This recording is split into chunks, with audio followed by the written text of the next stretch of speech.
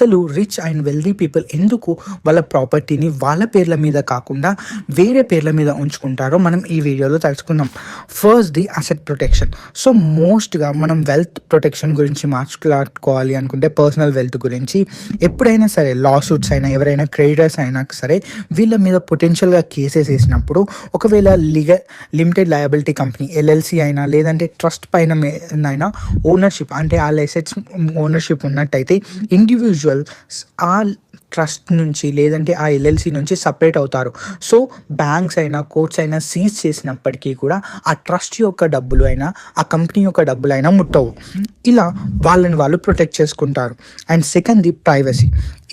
ట్రస్ట్ల వల్లనైనా కార్పొరేషన్స్ వల్లనైనా ఒకవేళ వీళ్ళు మనీ అయినా వీళ్ళ అసెట్స్ అయినా ఉంచుకున్నట్టయితే ప్రాపర్టీ ఓనర్షిప్ రికార్డ్స్ అనేటివి పబ్లిక్గా ఉంటాయి.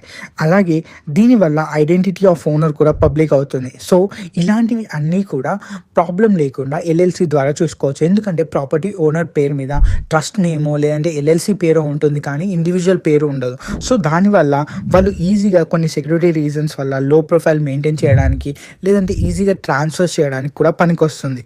అండ్ ఇంకొకటి ఎప్పుడైనా సరే ఎసెట్స్ని ట్రాన్స్ఫర్ చేయాలన్నప్పుడు కూడా ఇది ఈజీగా అవుతుంది. సింపుల్గా చెప్పాలంటే మీకు ఒక కంపెనీ పేరు మీదనైనా ట్రస్ట్ పేరు మీదనైనా ఒకవేళ ఆస్తులు అన్నీ ఉన్నాయి అనుకోండి, దానిలో సింపుల్గా మనం ట్యాక్సెస్ కట్టకుండా ఒక ట్రస్ట్ ఓనర్షిప్ అనేది ఒకరి పేరు మీద నుంచి ఇంకొకరి పేరు మీదకి జరిపితే సరిపోతుంది సర్టెన్ కండిషన్స్తో.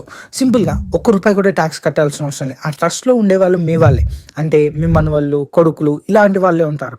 అండ్ దానికి ఓనర్షిప్ వస్తుంది ఎందుకంటే ట్రస్ట్ టోటల్ మెయింటైన్ చేస్తుంది కాబట్టి. సో ఇలా వాళ్ళు ట్యాక్స్ కట్టకుండా లీగల్